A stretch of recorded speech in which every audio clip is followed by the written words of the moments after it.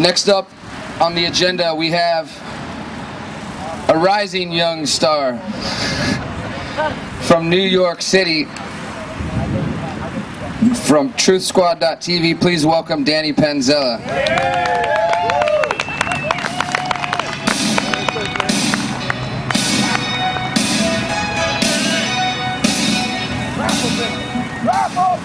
It's difficult being one of the last speakers because everybody who has gone before you has basically eaten up all of your points. You have nothing left original to say. So I'm Danny from New York City. I'm involved in a lot of different organizations. We Are Change is one of them. I'm somewhat active with the Ron Paul headquarters there. But something that Derek and I started together and a few others was the Occupy the Fed group. All over the planet, we've had these revolutions, the Arab Spring, and these in Iceland, the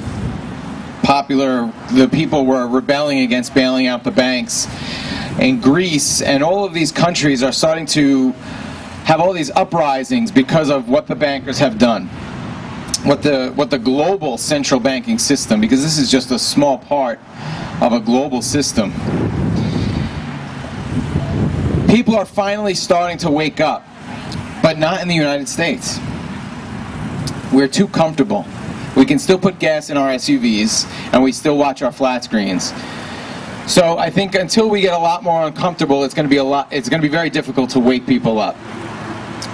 But with that said, there are a lot of powerful ideas that were represented here today on how you can wake people up. You know, I want to say about Catherine and John, these are very dear friends of mine, and they have had such a profound impact on my life. Catherine 2 years ago gave a speech at an event that I was helping to organize in New York City, and when she started her speech, I was very angry with her because she started out by saying Ron Paul is not the answer and he's not going to save us, and I said, why is she saying that? We need Ron Paul. And by the end of her speech, I literally had tears in my eyes, and she inspired me to, in New York City, start my own little sustainable urban garden, and I now raise chickens in New York City. So, I mean, even in New York City, it's possible to do this type of stuff. So, I mean, I am totally in agreement with all the things that they said about creating communities that are outside of the matrix, if you will. But I have not completely given up on the matrix yet, although I'm almost there. I'm almost ready to move down here and just start a farm because I'm so frustrated.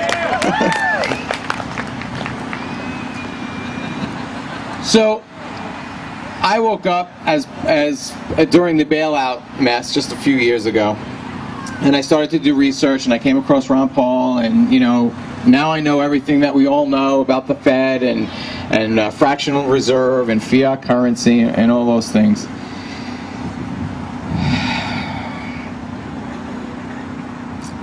Aside from you know, getting off the grid, I've closed my bank account about a year ago, so that's important. And I don't use a credit union. They may or may not be better, I don't know.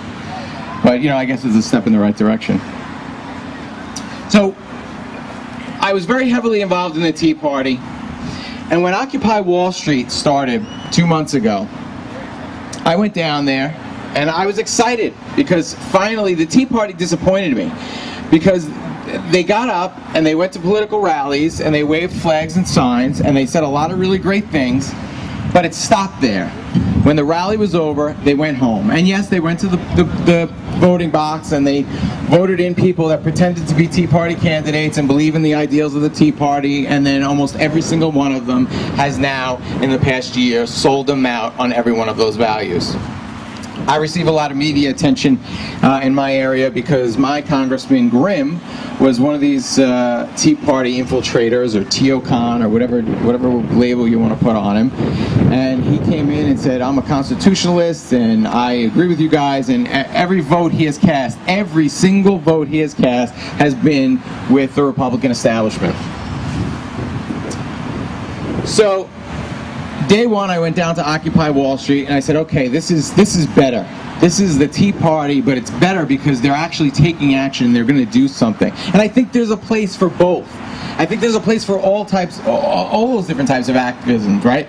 Ron Paul, we do need Ron Paul. Ron Paul will make some, if he's elected, or even if he isn't. His campaigns wake up a lot of people. He's a gateway drug, I like to say. He kind of gets you in the door of liberty, and then eventually you get to where John is, and then we continue on even further into liberty's ultimate, the ultimate expression of liberty, which is truly living free without fear of the system, without any kind of dependence on the system. So Derek and I started talking, and we said, listen, we need to redirect, because there's a lot of great energy here, and there's a lot of momentum with Occupy Wall Street. And these are young people, these are millennials and Gen Xers, who are willing to take radical action. But for the most part, they seem to want bigger government to solve the problem of big government. So we said, look, the Fed is really the issue that Occupy Wall Street needs to be concerned about, because they're all about corporatism. When you ask them, when you go down there and they say, oh, we're against capitalism, we want to get rid of capitalism, and you ask them why, what is it that you don't like about capitalism? And the problem that they describe is not capitalism at all. What is capitalism? It's just trade. So the problem that they're really describing is corporatism, which all starts with the monopoly that everybody has so eloquently described, and I don't need to. So we started out with just a few people. There was, in New York City, there was about 5 or 6 of us. Some of us were constitutionalists, Ron Paul Republicans. Some of us were voluntarists, libertarians. And we started going down every day to Occupy Wall Street and talking to people about the Fed. There was a lot of resistance. And even today, a lot of the kind of power structures that have sprung up in Occupy are very resistant to the message. When you say to a leftist, I want to end the Fed, what they hear is, you want to end all regulation and allow the banks to do whatever they want. Because they're believing the lie that the Fed is a regulatory agency that controls the banks and keeps them from harming us. So what we've done is reach across that left versus right paradigm and just say, even though we disagree with your solutions, some of them are advocating for socialism in different forms, or some of the radicals want communism, they want to abolish capitalism. We disagree with your solutions, but we do agree with you on the problem. And when you listen to somebody, there's a cliche or a saying that says, people don't care what you know until they know how much you care. So if you go down to Occupy Wall Street and you speak to these leftists as human beings, as equals, with respect, and you listen to what is really in their heart, they want the same thing that the Tea Party wants. They want the same thing that Ron Paul supporters want. They want freedom and equality. So when you can build a rapport based on that common ground, now you can start to have an open dialogue about the problems with the system. You can discuss force. That's a great topic to reach leftists, is force, because many of them are pacifists and they're pro-peace. So when you can explain to them the non-aggression principle and these types of concepts, they're very open to it, and you'll see light bulbs go off. So I guess my message really is that we need to deal with people as human beings and not with the labels that the system wants to put on us. You know, you're a Tea Party or you're a Occupy Wall Street commie. Because the system knows the moment that the left and the right join forces, it's over for the system. It's done. It's game over. Somebody had a sign that it's game over when you end the Fed. When the left and the right, when the grassroots, and I'm not talking about the operatives, there are operatives in both the Tea Party, the Koch brothers and Soros. Those are real influences that are trying very hard and spending a lot of money on media propaganda to make sure that the left and the right never join forces. So I took a lot of heat from a lot of people, especially in the Tea Party. Oh, what are you going down there? They're just commies. I refuse. I won't work with commies. And it's that attitude it's based on ego, right? Mm-hmm. I know better than you. Socialism isn't the answer. So I don't even need to deal with you. But where does it get us? It just keeps us divided. So I guess unity is really the message that I want to get out, and that's something that I've been trying to do at Occupy Wall Street. And now we have chapters all over the country. Derek, where are you? How many chapters do we have now? There's 15 plus chapters. The goal was to have a chapter for every Fed, so we've beaten that goal.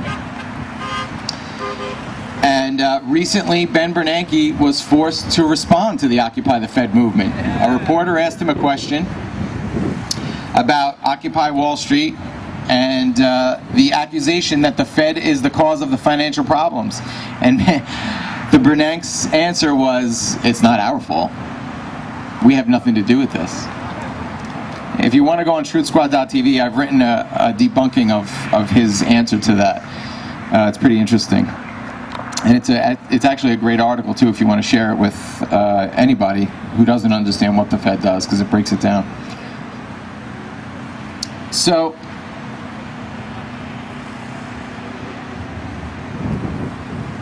it's always tough to follow John Bush. So basically what I'm going to ask everybody to do is, if you haven't already, go down to Occupy Houston or wherever you're from and reach out to a leftist and have a conversation and see if not with just the agenda that you want to convert them into being a free market enthusiast, but that you want to make a real connection with them, understand what their concerns are, and then from that rapport build a relationship where at some point in the future maybe you will be able to share the truth of liberty. Because liberty is not Ron Paul's message. Liberty is not the founder's message. Liberty is a truth that has resonated in the hearts of men since men began. It is the thing that has kept humans fighting for their freedom forever.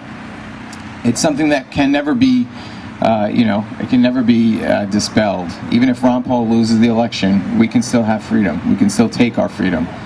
So, with that said, thank you very much for being here. Give Derek and Micah and everybody else that helped organize this a big hand. It's very stressful doing these types of things. And I just want to thank everybody for having me come down from New York.